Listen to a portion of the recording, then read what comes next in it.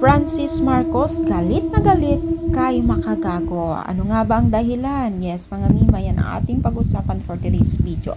Alam niyo ba guys na itong si Makagago ay lagi niyang topic itong si Francis or kahit sino man yan kung meron silang nakikitang nilalabag, lalong-lalo na sa mga kabatas or mga what else na meron talagang something ay talagang kino-content ito ni Makagago. At hindi nga nakaligtas dito itong si Francis Leo Marcos na kung saan ay talagang halos araw-araw niyang kinokontent ito.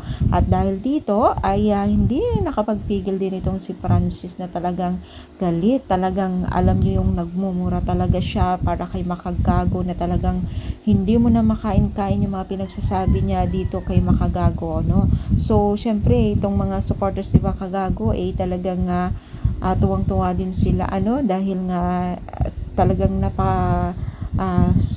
ano daw niya yung nahuli daw niya yung galit ni Marcos na kung saan ay talagang hindi nila mapigilan na hindi magmura itong si Francis dahil nga sa mga opinion ni Makagago sa kanya. So as of now mga mima ay patuloy pa rin po ang bangayan po ng dalawa dito sa larangan ng social media na kung saan ay talagang marami din pong netizens na nakikita or nakakanood kung ano yung bawat episode nilang dalawa dito. So, meron din nagsasabi na technique daw nila ito para para silang sumikat. Pero I think this is hindi.